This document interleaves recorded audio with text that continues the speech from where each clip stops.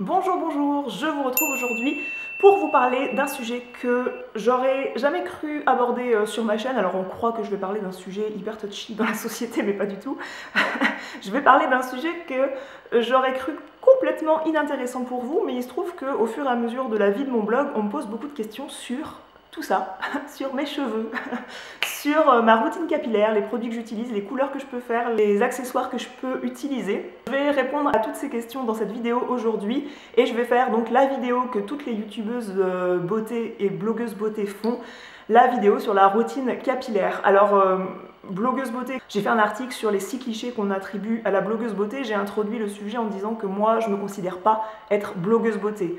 C'est-à-dire que c'est vrai que j'ai créé un nom de blog que je regrette un peu parce que je ne l'aime pas, je le trouve pas vraiment très stylé. Et aussi parce que ça a trait aux soins, tout de suite ça donne l'idée du soin visage, du soin corps, alors que moi je me casse pas dans la case blogueuse beauté. Si j'ai envie de parler de mode, je le fais, si j'ai envie de parler de décoration, je le fais, si j'ai envie de parler de mes voyages, de mon fils, de ma vie de maman, je vous avais parlé de ma grossesse.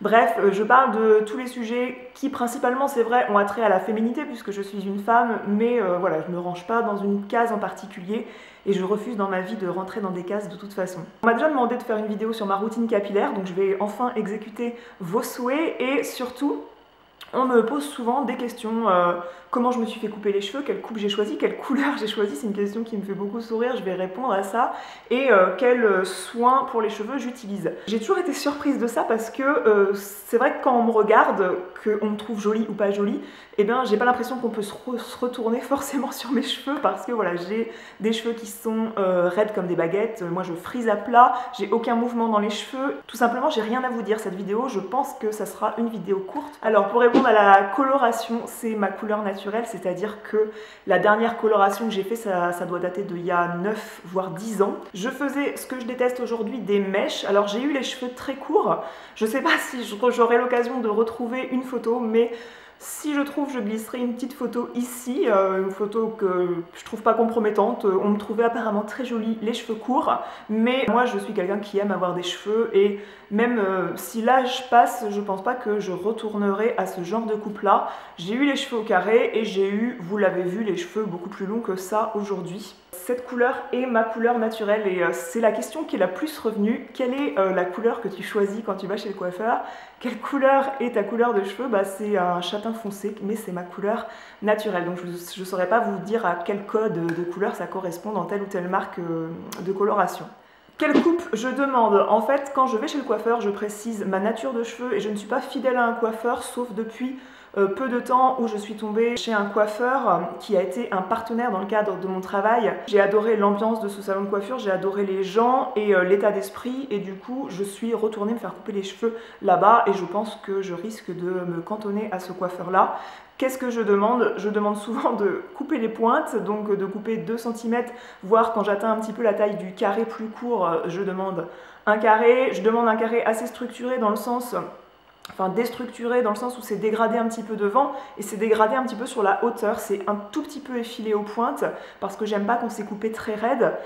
Et surtout, on ne peut pas par contre effiler trop sur la hauteur parce que si moi vous effilez trop les cheveux sur la hauteur, que vous faites trop de dégradés, eh bien je vais me retrouver avec des petites queues de rat ici puisque j'ai pas énormément de masse dans les cheveux, j'ai les cheveux très fins, même si j'en ai beaucoup quand même, c'est ce que les coiffeurs me répètent souvent, j'ai quand même pas un volume de cheveux énorme et même sur la tête ce serait la problématique que je pourrais avoir. Après, j'ai pas d'épi particulier, j'en ai un là qui fait que ma mèche revient souvent et qu'il faut que je la mette en place de temps en temps avec un sèche-cheveux. Et encore, je ne suis pas hyper à cheval là-dessus, je frise à plat, j'ai aucun mouvement dans les cheveux depuis toute petite, j'ai les cheveux très plats, très raides, comme cela. Et pour ce qui est des soins, des shampoings, en tout cas pour la fréquence, je me lave les cheveux tous les 2 à 3 jours. Quand j'étais enceinte, mon shampoing pouvait être repoussé à la semaine d'après, c'était assez hallucinant, enfin je me lavais les cheveux tous les 5 jours parce que mes cheveux ne régressaient pas et j'avais une très jolie peau, etc. Voilà, je lave les cheveux tous les 2 voire 3 jours. Si j'ai vraiment un rendez-vous, je vais me les laver tous les 2 jours et sinon tous les 3 jours, si je reste chez moi, je vais repousser un petit peu le shampoing. Je suis pas quelqu'un qui apprécie ses oreilles, en tout cas je trouve que mes oreilles sont assez grandes. Quand je m'attache les cheveux, certes, donc ça me fait un joli profil mais de face, j'apprécie pas trop. la vue de mes oreilles. Je me retrouve souvent les cheveux attachés quand j'ai la longueur qui le permet, parce que ça dégage bien la nuque, ça empêche de transpirer, c'est beaucoup plus agréable, mais vous me voyez souvent les cheveux comme ça, et je pense être une fille très très ennuyante capillairement parlant, parce que je ne fais pas de tresse. En fait, je suis tout à fait capable de faire une tresse africaine, une tresse collée, une tresse en cascade sur une personne, sur une enfant. Si j'avais une fille aux cheveux longs, je me régalerais, mais sur moi, non, il y a un problème d'effet miroir qui fait que je ne sais absolument pas me faire des coiffures à moi-même. Pour ce qui est des soins et des shampoings, j'ai une routine capillaire qui est très simple. Je suis passée au bio il y a de cela 6 mois, 1 an même je dirais. C'est une routine capillaire qui me convient notamment parce que c'est dénué de silicone, et moi en termes de soins, j'aimais bien laisser poser des huiles sur mes longueurs avant le shampoing. Je n'aime pas les masques sous la douche parce qu'il faut poireauter sous la douche à attendre que le masque pose, et moi c'est quelque chose qui ne me correspond pas. J'aime beaucoup le masque à la figue de Christophe Robin et le masque pour les cheveux châtains de Christophe Robin, mais ce ne sont pas des produits bio, c'est quelque chose qu'on doit laisser poser sous la douche, et en plus c'est des produits qui sont super coûteux.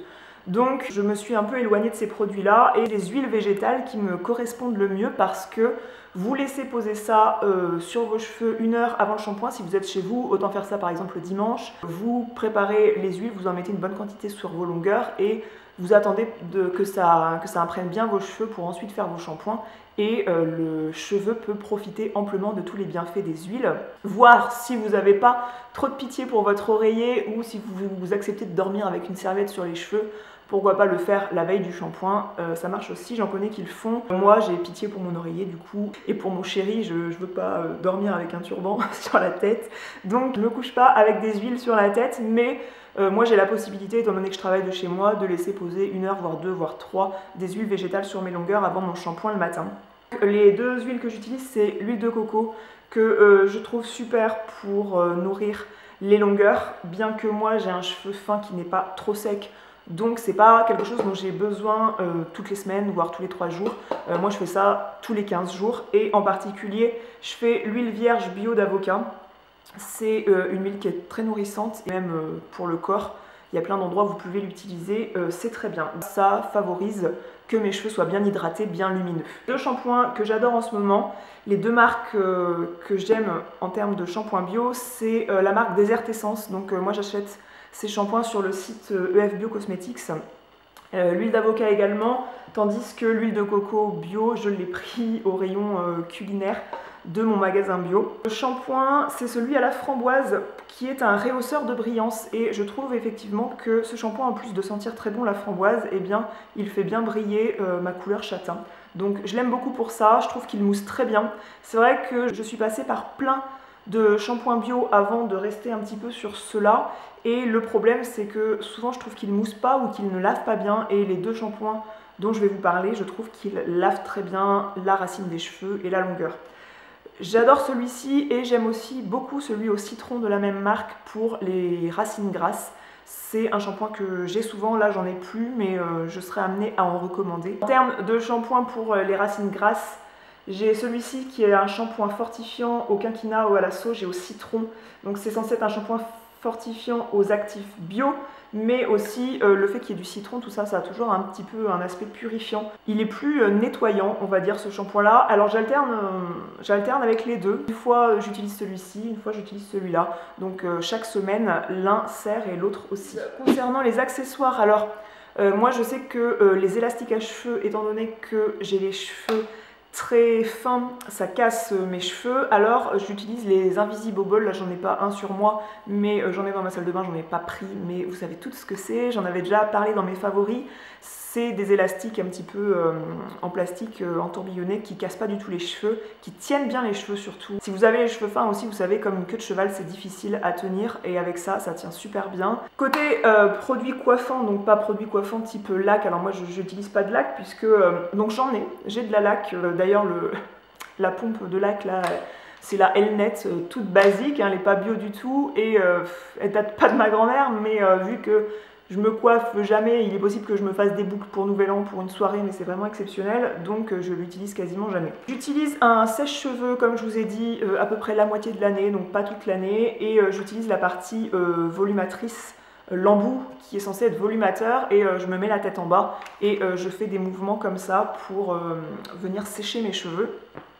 C'est un sèche-cheveux Calor For Elite Model Look Ionic Céramique. C'est le Pro AC moteur 2200 watts. Donc ça en fait des indications. Je vous mettrai tout ça en barre d'infos. C'est un sèche-cheveux qui est très bien et surtout il fait pas trop de frisottis et moi c'est un problème que je peux avoir avec mes cheveux d'avoir des frisottis et depuis que j'ai ce sèche-cheveux je limite quand même le phénomène avec ce sèche-cheveux là. Niveau fer à lisser, fer à boucler, j'en ai. Donc j'ai un fer à boucler de la marque Jean-Louis David. Et c'est cette taille-là parce que moi j'aime pas les boucles trop petites, j'aime bien les grosses boucles. Il a quelque chose pour venir coincer le bout de la mèche de cheveux que vous faites. C'est un nano céramique de 25 mm et il y a plusieurs températures possibles. Mais ça c'est le genre de truc qui moi me crame bien les cheveux. Tout comme le fer à lisser. Mais le fer à lisser, j'en ai absolument pas besoin et heureusement parce que qu'elles ont du courage, toutes ces filles qui se sèchent les cheveux qui se lissent les cheveux avant de partir au boulot le matin. Moi je dis vous avez du courage et moi voilà j'ai les cheveux lisses comme ça totalement naturellement. Mais c'est vrai que si je voulais vraiment faire une séance photo par exemple, je pense que je pourrais être amenée à me lisser les cheveux parce que ça fait quelque chose de très brillant de se lisser les cheveux avec le fer à lisser GHD. Donc moi j'ai une version gold, donc c'est le fer à lisser GHD comme ceci. Il a une super belle trousse comme ça pour le trimballer là où je veux le trimballer, mais ce qui arrive vraiment jamais. Et surtout, je préfère l'aspect des boucles au fer à lisser en fait. Avec celui-ci j'y arrive, j'avais un fer à lisser que j'ai donné à ma nièce. Et j'arrivais pas à faire des boucles avec lui alors qu'il était fait, il avait une courbure sur le côté, c'était un Remington pour venir faire des boucles justement et j'ai jamais réussi et je me suis dit je vais investir dans le fer à boucler, le fer à lisser pour boucler qu'on voit partout et j'ai investi dans celui-ci et je le trouve génial. Donc c'est quelque chose que je fais pas très souvent, ça crame moins mes cheveux en fait que le fer à boucler comme ça. Voilà, je crois que vous savez tout sur ma vie capillaire, sauf, tiens, mon bonnet. Quand je sors de la douche, je mets une serviette sur ma tête et j'en avais marre des serviettes qui se cassaient toujours la figure, en fait, sur le côté, vous vous penchez, vous pouvez rien faire.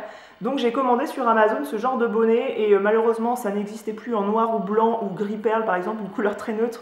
Donc je me suis retrouvée avec le rose, donc pourquoi pas. C'est une serviette de cette forme-là que vous venez placer sur la tête, il y a un bouton, vous venez entourbillonner vos cheveux dedans qui sont mouillés, vous venez fermer le bouton et du coup ça tient sur la tête et c'est de la microfibre, ça absorbe bien toute l'eau qui est dans vos cheveux et c'est ce qui fait que parfois, grâce à ça aussi, j'ai pas besoin de me sécher les cheveux parce que ça a bien absorbé toute l'eau qui était dans mes cheveux. En plus moi j'ai des cheveux qui sont quand même très longs à sécher, je sais pas pourquoi ils gardent bien l'eau. C'est mon petit chapeau de douche comme dirait mon fils, alors que je mets pas ça sous la douche. Mais l'autre jour, c'était sur mon séchoir à serviette, il venait de se laver les mains et puis je prends ça pour lui essuyer les mains, il me fait « tu m'essuies les mains avec ton chapeau ?» il me fait comme ça. Donc c'était assez rigolo. Et voilà, j'ai rien à ajouter. J'espère que cette vidéo aura répondu aux questions que vous pouviez vous poser sur mes cheveux et je vous dis à très bientôt pour une autre vidéo. Ciao!